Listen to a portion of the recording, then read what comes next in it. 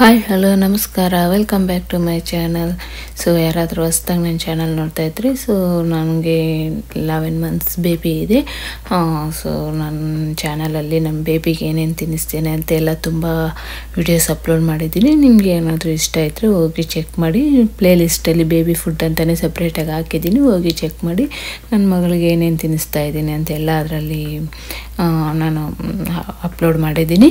So ಬನ್ನಿ ಇವತ್ತು video start ಮಾಡೋಣ. ನಾನು ಬಂದು ಇಲ್ಲಿ ಮಖಾನದಲ್ಲಿ ಬೇಬಿಗೆ ಫುಡ್ ಮಾಡ್ಕೊತಾ ಇದ್ದೀನಿ. ಸೊ ಇದು ಬಂದು ಕಮಲದ ಹೂವು ಇರುತ್ತಲ್ವ, ಅದ್ರ ಬೀಜ. ಇದು ಪೂಲ್ ಮಖಾನ ಅಂತ, ತುಂಬ ಚೆನ್ನಾಗಿರುತ್ತೆ. ಇದು ತುಂಬ ಒಳ್ಳೆಯದು.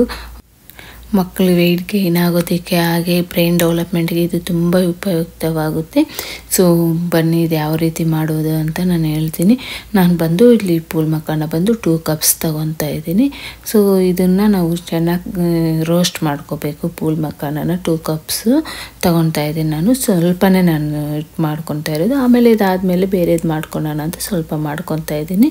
ಸೊ ನಿಮ್ಗೇನಾದರೂ ಒಂದು ಕಪ್ಪಲ್ಲಿ ನೀವು ಫಸ್ಟ್ ಟ್ರೈ ಮಾಡಿ ನಿಮ್ಮ ಪಾಪು ತಿನ್ನುತ್ತೋ ಇಲ್ವ ಅಂತ. ಬಟ್ ಮಕ್ಕಳು ತುಂಬ ಇಷ್ಟಪಟ್ಟು ತಿಂತಾರೆ.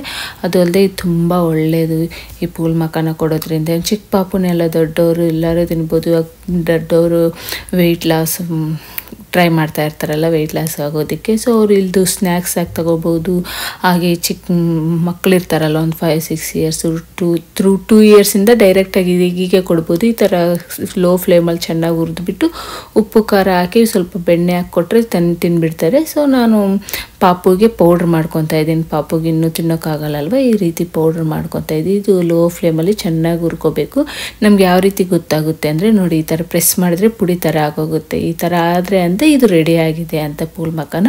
ಈ ಸ್ವಲ್ಪ ಈ ಥರ ಎಲ್ಲ ಕಲರ್ ಚೇಂಜ್ ಆಗಿರುತ್ತೆ. ನಾವು ಈ ಥರ ಪ್ರೆಸ್ ಮಾಡಿದ್ರೆ ತಕ್ಷಣ ಅದು ಪುಡಿ ಆಗುತ್ತೆ, ಅವಾಗ ಗೊತ್ತಾಗುತ್ತೆ.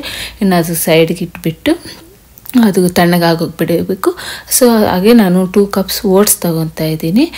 2 ಕಪ್ಸು ಮಖಾನ ಎಷ್ಟು ತೊಗೊತೀವೋ ಅಷ್ಟು ಓಟ್ಸ್ ತೊಗೋಬೇಕು. ನಾನು ಓಟ್ಸ್ ತೊಗೊತಾ ಇದ್ದೀನಿ. ನಿಮಗೆ ಓಟ್ಸ್ ಬೇಡ ಅಂದರೆ ರಾಗಿ ಯೂಸ್ ಮಾಡ್ಕೋಬೋದು, ಇಲ್ಲ ಅಕ್ಕಿ ಯೂಸ್ ಮಾಡ್ಬೋದು, ಇಲ್ಲ ಇವ್ಯಾವೂ ಇಲ್ಲ ಅಂದರೆ ಅವಲಕ್ಕಿ ಆದರೂ ಯೂಸ್ ಮಾಡ್ಕೋಬೋದು. ಬಟ್ ನಮಗಿಲ್ಲಿ ರಾಗಿ ಸಿಗಲ್ಲ, ಇಲ್ಲಿ ನಮಗೆ ಚೆನ್ನಾಗಿರೋ ರಾಗಿ ಸಿಗಲ್ಲ. ಅದಕ್ಕೆ ಇನ್ನು ನಾನು ಅಕ್ಕಿ ಬೇಡ, ಆಲ್ರೆಡಿ ಪಾಪು ಆಫ್ಟರ್ನೂನ್ ಮಧ್ಯಾಹ್ನ ರೈಸೇ ತಿನ್ನುತ್ತೆ. ಅದಕ್ಕೆ ಇದು ಓಟ್ಸ್ ಯೂಸ್ ಮಾಡೋಣ ಅಂತ ನಾನು ಓಟ್ಸ್ ಯೂಸ್ ಮಾಡ್ತಾಯಿದ್ದೀನಿ. ಅವಲಕ್ಕಿನೂ ಬೇಡ ಅಂತ ಹೇಳ್ಬಿಟ್ಟು ಓಟ್ಸ್ ಇದ್ದಾವೆ ಮನೆಯಲ್ಲಿ, ಸರಿ ಓಟ್ಸ್ ಯೂಸ್ ಮಾಡೋಣ ಅಂತ. ಇದು ಅಷ್ಟೇ ಲೋ ಫ್ಲೇಮಲ್ಲಿ ಚೆನ್ನಾಗಿ ಹುರ್ಕೋಬೇಕು ಓಟ್ಸನ್ನು. ಹಾಗೆ ಡ್ರೈ ಫ್ರೂಟ್ಸ್, ನಿಮ್ಮ ಮನೇಲಿ ಯಾವ ಡ್ರೈ ಫ್ರೂಟ್ಸ್ ಇದ್ದರೆ ಅದು ಯೂಸ್ ಮಾಡ್ಬಿಡು. ನಾನು ಬಂದು ಪಿಸ್ತಾ, ಆಲ್ಮಂಡು, ಕಾಜು, ವಾಲ್ನಟ್ಸ್ ಇಷ್ಟು ಯೂಸ್ ಮಾಡ್ತಾಯಿದ್ದೀನಿ. ಇವು ಅಷ್ಟೇ ಲೋ ಫ್ಲೇಮಲ್ಲೇ ಹುರ್ಕೋಬೇಕು ಯಾವತ್ತಿದ್ರೂ ಡ್ರೈ ಫ್ರೂಟ್ಸು. ಹೈ ಫ್ಲೇಮಲ್ಲಿ ಹುರ್ಕೊಬಿಟ್ರೆ ಯಾವ ರೀತಿ ಆಗುತ್ತೆ ಅಂದರೆ, ಅದು ಮಿಕ್ಸಿಗೆ ಹಾಕ್ತೀವಲ್ಲ ಆವಾಗ ಸ್ವಲ್ಪ ಆಯಿಲಿ ಥರ ಆಗುತ್ತೆ ಪೌಡರ್ ಎಲ್ಲನೂ.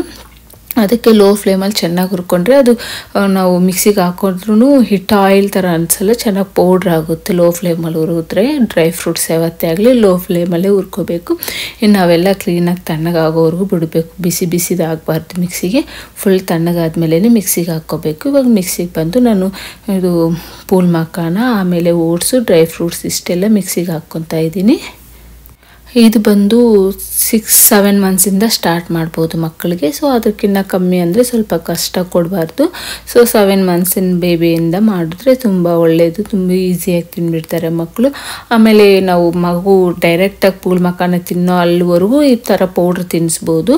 ಆಮೇಲೆ ಅಲ್ಲಿ ಬಂದಮೇಲೆ ಡೈರೆಕ್ಟಾಗಿ ತಿನ್ನುತ್ತೆ ಅನ್ನೋ ಟೈಮಲ್ಲೇನೋ ಈ ಥರ ಪೌಡ್ರ್ ಏನು ಬೇಕಿರಲ್ಲ, ಡೈರೆಕ್ಟ್ ಮಖಾನನೇ ಕೊಡ್ಬೋದು. ತುಂಬ ಒಳ್ಳೆಯದು ಮಖಾನ. ಪ್ಲೀಸ್ ಮಕ್ಳಿಗೆ ಕೊಡಿ ಒಂದ್ಸಲಿ ಟ್ರೈ ಮಾಡಿ. ಮಕ್ಕಳಿಗೆ ಮಖಾನ ಅವ್ರು ತುಂಬ ಇಷ್ಟಪಡ್ತಿರ್ತಾರೆ. ನೋಡಿ ಈ ಥರ ಫೈನ್ ಪೌಡ್ರ್ ಮಾಡ್ಕೋಬೇಕು. ಈ ಥರ ಪೌಡ್ರ್ ಮಾಡಿಕೊಂಡು ಯಾವುದಾದ್ರೂ ಹೇರ್ ಟೈಟ್ ಬಾಕ್ಸಲ್ಲಿ ಆಗಿಟ್ಕೊಂಡ್ರೆ ನಾವು ಯಾವಾಗ ಬೇಕಾದರೂ ಅವಾಗ ಮಕ್ಕಳಿಗೆ ಮಾಡಿ ಕೊಡ್ಬೋದು ನಾವು. ಇದು ಯಾವ ರೀತಿ ಮಾಡೋದು ಅಂತ ನಾನು ತೋರಿಸ್ತೀನಿ.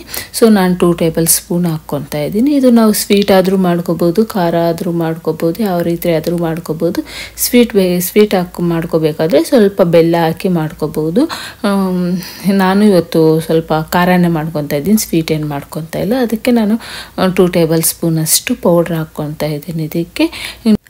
ಇನ್ನು ಇದರಲ್ಲಿ ನಾನು ಸ್ವಲ್ಪ ಉಪ್ಪು, ಪೆಪ್ಪರ್ ಪೌಡ್ರ್ ಹಾಕ್ಕೊತಾ ಇದ್ದೀನಿ. ಸ್ವಲ್ಪ ಹಾಕ್ಕೊಂಡ್ರೆ ಸಾಕು.